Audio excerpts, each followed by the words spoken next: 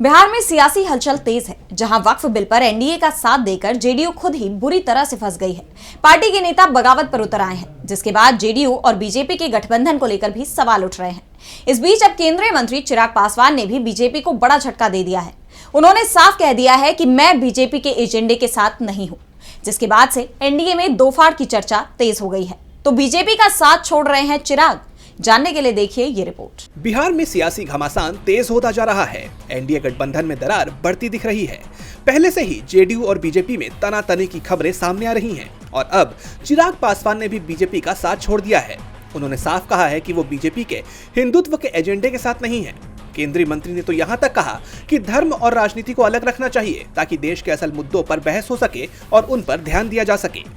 चिराग पासवान के इस बयान ने एनडीए गठबंधन को लेकर कई सवाल खड़े कर दिए हैं, क्योंकि बीजेपी की पूरी राजनीति फिलहाल हिंदुत्व के इर्द गिर्द ही दिखाई दे रही है।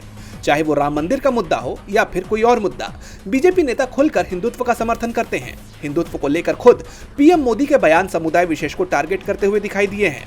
ऐसे में अब चिराग पासवान ने खुद को इससे अलग बताया है। उनके रुख को देखते हुए जब केंद्रीय मंत्री से पूछा गया कि बीजेपी हिंदुत्व पर जो चर्चा करती है उस पर चर्चा नहीं करनी चाहिए, इस पर चिराग ने कहा कि मुझे लगता है कि इस पर चर्चा किसी को नहीं करनी चाहिए। धर्म व्यक्तिगत आस्था का विषय है। मुझे कहाँ जाना है, किस मंदिर या चर्च में जाना है, मुझे ये बताने वाला कोई और कौन होता है। इसके साथ ही उन्होंने जोर देते हुए कहा कि मैं एक ऐसी व्यवस्था चाहता हूँ जहाँ पर धार्मिक संगठन राजनीतिक पक्षपात न करें, राजनेता और राजनीतिक दल धर्म की चर्चा ना करें। जब हम राजनीति और धर्म को अलग कर देंगे तो मुझे लगता है कि एक बड़ी समस्या का हल अपने आप हो जाएगा।